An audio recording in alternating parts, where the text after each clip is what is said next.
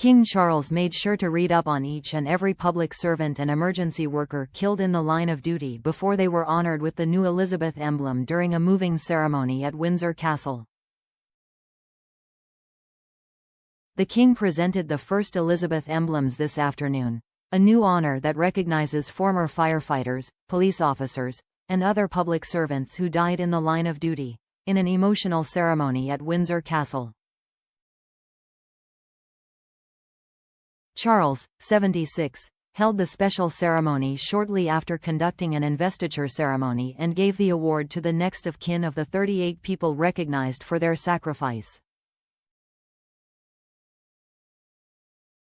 Guests were told that just before the poignant ceremony, the monarch sat and reviewed every person who was being posthumously honored so that he was aware of each individual situation.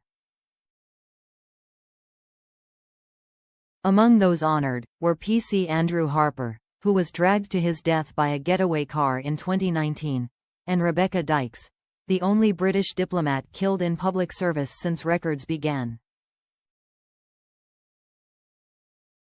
Lissy Harper successfully campaigned for Harper's Law to give mandatory life sentences to the killers of emergency service workers.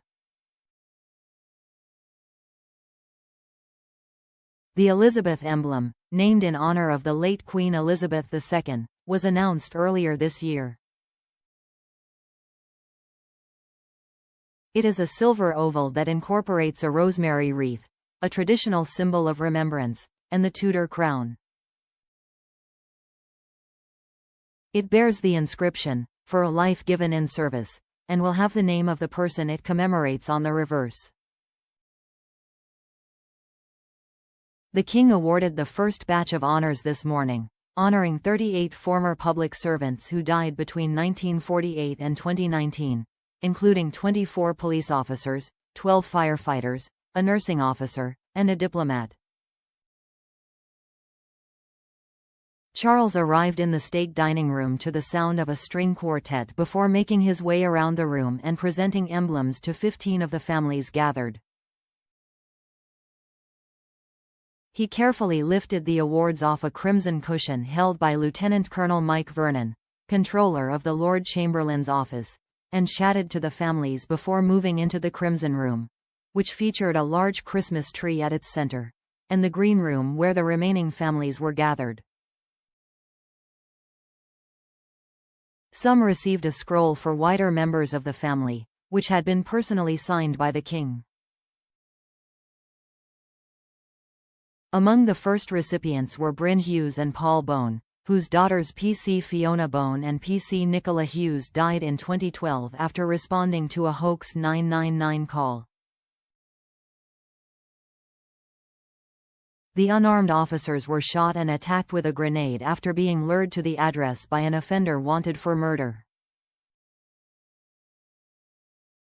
Mr. Hughes had campaigned for the award after being surprised there was no official state recognition specifically for emergency service workers who had died in the line of duty. Speaking afterwards, he said, "I wouldn't let it go. I wouldn't take no for an answer. There wasn't any resistance or reluctance, it just took a lot of time getting it done." Mr. Bone added, "It's been a long, arduous campaign, but it's been worthwhile, and to see so many families here today receiving it after so many years. It's been quite poignant, quite emotional at times." Speaking to the Mirror, Mr. Bone said, "It was nice but emotional. We have been campaigning since the girls died, and at least now we have got the medallions. It feels very special. Fiona's birthday was New Year, and that is always a very bad time for us. At least this emblem lifts us a little, but you're never going to get over the fact that someone is missing for Christmas, and especially on her birthday. It's a very big hole in our lives." Mr. Bone said the King spoke to his young grandson, who joined him for the ceremony. But the shy youngster didn't give a response. He added, It was a great honor to get it from the king himself. He congratulated us and asked us if we were happy to finally get it, and of course we said yes. He asked my grandson if he wanted to be a policeman, but he's only 11, so he didn't have a straight answer for him yet. Nicola's dad, Bryn Hughes, 61, a retired prison officer, said, "We have met King Charles a couple of times before, but that didn't take anything away from it. It still feels like a massive achievement." There was a sense of relief to see it all come to fruition. We finally got there. And to see so many other people receiving it was a nice touch.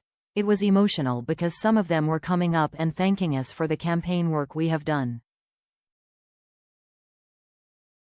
Some of them lost people 30 or 40 years ago and said they never thought they would see this day. Speaking about his relentless campaigning since the girls died in September 2012, Bryn said, "I won't take no for an answer, and I've said all along, don't tell me it can't be done. Just tell me how it can be done." Sally Taylor, the widow of P.C. George Taylor, who was killed while on patrol on November 30, 1976, received an emblem today. He was attacked by two men dressed in prison uniform who had escaped from the state hospital at Carstairs in Lanarkshire. Also receiving the emblem was Archibald McClellan, son of Neil McClellan, a nursing officer on duty at the state hospital that night. He was also killed, along with a patient, by the two men who escaped. Firefighter Leslie Marsh's daughter was awarded the emblem 75 years after he died falling through a hole in the first floor of a derelict church when responding to a fire alongside a crew from Central Fire Station on February 7, 1949. Carol Henbury, 83, said she and her brother Robert Marsh, 81, who joined her at the ceremony, were just 8 and 5 when their father died. Their mother was forced to work 3 jobs to keep the family afloat, as her husband's firefighter pension was just 18 shillings a year. She said she was honored to be here today, adding, "It took a long time, but I am so proud to accept it on behalf of my father. Everybody here, they deserve recognition. It has taken too long to get it, but I am very honored to receive it now from His Majesty." Ms. Henbury said that the king told her, "I'm 76, and it's taken you 75 years to get your emblem." She was particularly impressed by how knowledgeable the monarch was, and said, "The Lord Chamberlain said before the king, came into this room, they were all sat in there going through each person's individual situation so that he was aware of everybody that was in the room and what had happened to their families." Her brother added, "My only regret is that it hadn't been issued earlier," but hailed Mr. Hughes and Mr. Bone for instigating the award. The first female firefighter to die on duty in peacetime was also honored. Fleur Lombard, of Avon Fire and Rescue Service, died while tackling a blaze started by an arsonist at a supermarket near Bristol in 1996. Her sister Rebecca Lombard Earl, who was there with her 17-year-old son Rowan, shed a few tears after the king handed her the emblem and said afterwards that they spoke about how her sister was posthumously awarded the Queen's Gallantry Medal from the late monarch. "He was really pleasant to both of us," she said. "And he sent his regards to my parents because they couldn't be here, and chatted about how they were of a similar age to him and what an age it is to be." Among the last to receive the emblem was Jane Hong, whose daughter was raped and strangled with a rope by a taxi driver in Beirut, Lebanon in December 2017 while working at the British Embassy. She has since found a new purpose with her mission to save women's lives through Becky's Button, the world's smallest panic alarm, which she now distributes to vulnerable women worldwide. Ms. Hong said the king was keen to see the device, with Karyam Katouf, a member of the Becky's Button team who attended the ceremony, adding, "He touched it, but what's more interesting is I think he realized its importance and acknowledged its value."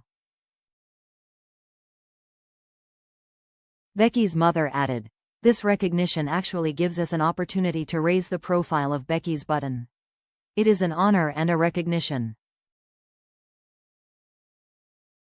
It strengthens my resolve to continue her legacy." The Prime Minister, Sir Keir Starmer, said, "We must never forget those who have given their lives to protect others in the line of duty." While families will never be able to replace their loved ones, the Elizabeth emblem pays tribute to the sacrifice they have made. The Elizabeth emblem is the civilian equivalent of the Elizabeth Cross, which recognizes members of the UK armed forces who die in action or as a result of a terrorist attack.